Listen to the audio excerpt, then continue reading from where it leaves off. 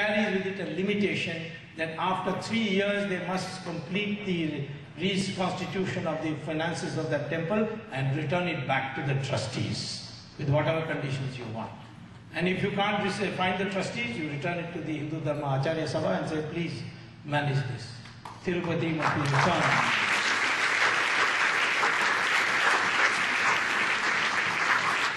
In Tirupati, people come and put money in a hundi, buy boxes and almost by trucks, diamond, jewels, everything. And the total assets of Tirupati after all that they have squandered is $9 billion. Right? Padmanabha Swami temple, which is not under the government. No people can contribute in the hundi there. Only annually the royal family of Travancore for the last 500 years makes a donation. And what is its worth? $22 billion.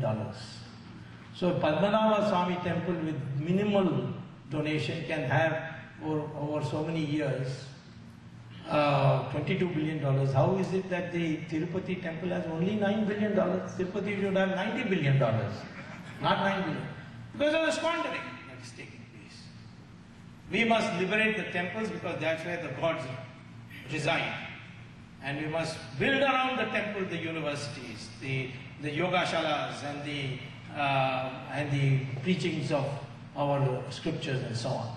And make them into a place where people can come, not only to pray to God, but to learn something, learn Sanskrit there. There are many temples doing that, but we must do it more systematically and build a university around it. That was the original concept of the temple. And that's what we must bring back. If you do these 4 things, you will be a Virat Hindu and nobody would dare to touch our country. We will become a global economic power within the next 20 years. That's what we should strive for. If India is strong, you NRIs will be strong. Don't think that because you have come away and whatever happens to India, you are safe here. No, that's what the Indians of Uganda were thinking. One day they were thrown out because they were Indians. The Fiji people also were thinking like that. The Indian got elected to be Prime Minister, the army took over and said nothing doing. Same situation is developing in Mauritius. What's happening in Guyana? In Bangladesh, they were 32% Hindu. Today, only 5%. Nobody talks about the religious cleansing that is going on. If I drive away the Muslims from Kashmir, oh, what a halla they will be. Well, I wrote all this in an article in Bombay, and all the leftists are very scared of Hindu consolidation. Because they know that, because they are not godless people, they are atheists. So they have produced a big petition, not petition, big petition, because Harvard has 10,000 students, they produce 200 students. Most of them are having long hair and lice crawling all over there.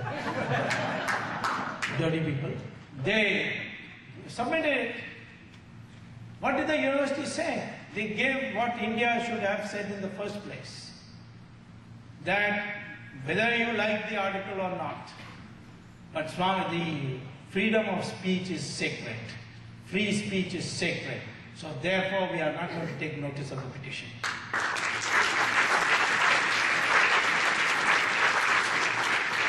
Amartya Sen, who hangs around Harvard, because basically he's beyond 80, he should be really in retirement. But anyway, he is an old communist, he's been recruiting for the Communist Party. He was recruited by Sonia Gandhi to do this because they wanted me somehow to be prevented from coming to the court and arguing this 2G.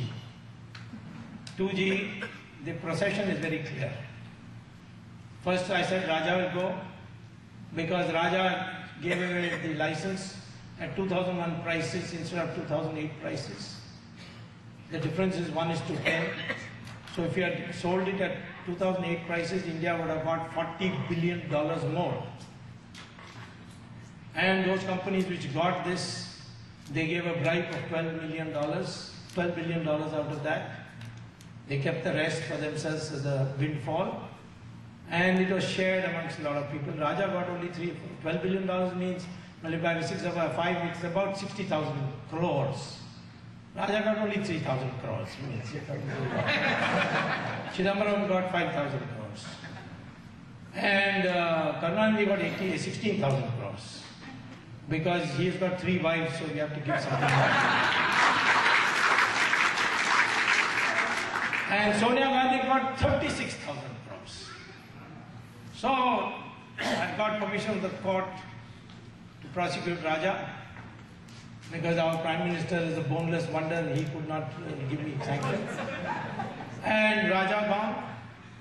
His special friend Kanimuri followed him. Now Dayanidhi Mahajan any day. Then I found that Raja is being sent to jail because he charged 1/10 the price of 2008.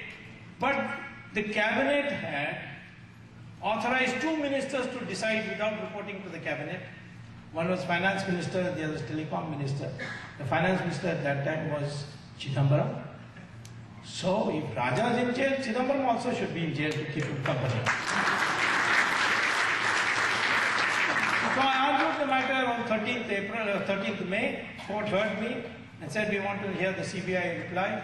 Then I couldn't have the matter listed in July because I was here.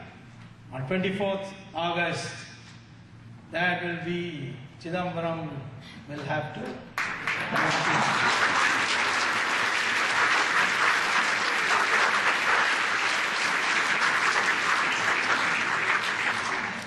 Tihar is no more called Tihar jail, it is called Club Tihar. Lots of Tamilians. So the cook has been advised to learn how to make idlis and dosas. I have also written to the jail superintendent that please start soon to make him, teach him how to do pizzas and ravioli.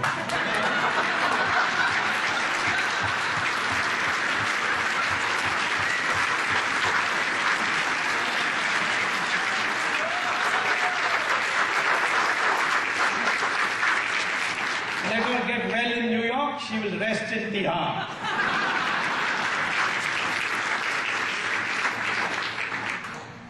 So, this is a unique thing that has happened. That India, for the first time, is seeing high-powered ministers going to jail. Corruption, I'm telling you, is taking place in our country in increasing numbers because we have forgotten Sanatana Dharma. That's what I said about Bhrigu and Bhardwaj. This greed comes because you think money is everything. Money is your determinant of social status. That is not India. That is not India of Sanatana Dharma. Sanatana Dharma, you may have ordinary clothes. You may have given up everything. You may have no money. You may have to seek donations to survive. But your social status will not be hampered because you are working for society, you are working for knowledge. That's changed now. Globalization has made you greedy. Money is everything. That's why I say corruption is the cancer, Sanatana Dharma, Hindutva, which is meaning Hinduness, which is Sanatana Dharma. Sanatana Dharma is the cure. Corruption is the cancer, Sanatana Dharma is the cure.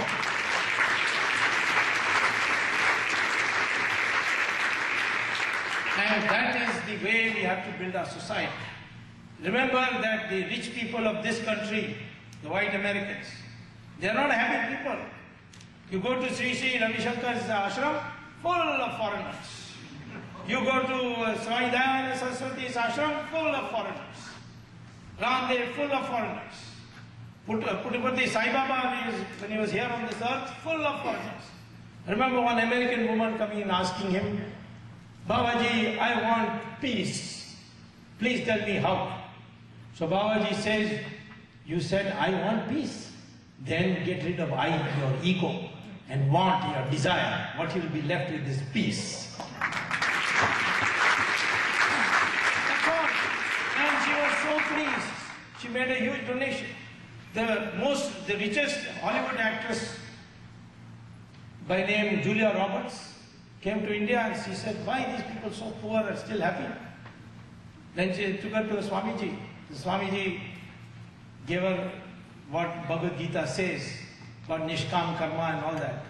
She came back and became a Hindu. She made her husband Hindu. She made her children Hindu.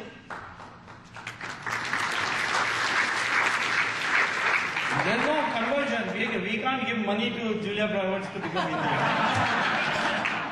A very rich woman. Same thing is Stephen Jobs of iPhone and iPad. He went to Varanasi and became a Hindu. Large numbers of people are becoming Hindu, they are not getting reported. They are already taken to yoga in a big way.